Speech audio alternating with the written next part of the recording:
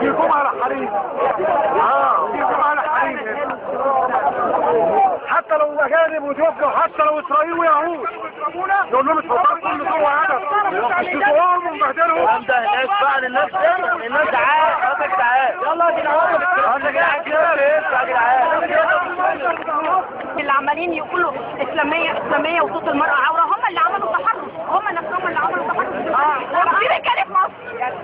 احنا هنعمل بلاغ للقوات المسلحه عشان هم هنا في الاعتصام ده. وعايزه اقول لك مش احنا بس، دول ضربوا الرجاله اللي معانا، ضربوها بيقولوا عليهم مش مصريين.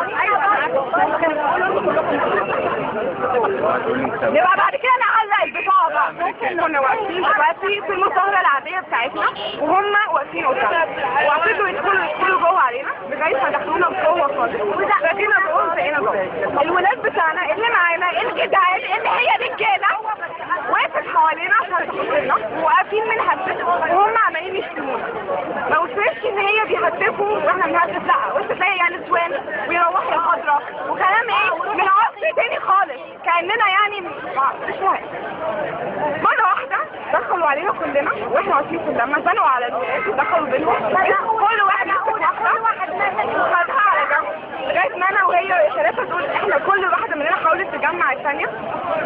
كلنا اتحرشنا، دي اتمسكت من وراها. انا كان في ايد جوه الجلوده بتاعتي دول نفس الرجاله اللي واقفه اللي جايبه الشيخ اصغر وبتدلنا وبتقول لنا حديث وحاجات من القران، دي نفس الرجاله اللي اتحرشت فينا.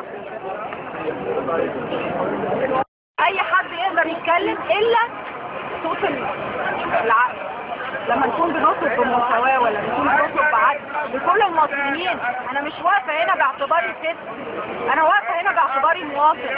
انا بطلب العدل والمساواه ده لكل واحد فينا. انا مش بطلبه لنفسي بس، انا بطلبه ليا ولغيري ولكل بنت ولكل ام ولكل ست ولكل راجل. بطلبه حتى للمعاق انه ياخد حق، بطلبه للمريض انه ياخد حق. هم كانوا واقفين لوحدهم. احنا بنقف بالكرامه لما نقول ان احنا عايزين دستور مدني، ده عشان احنا عايزين دستور يحقق العدل لكل الناس، الدين لله والوطن للجميع، وربنا رب قلوب هيحاسبنا بعد كده في دنيانا وفي عملنا.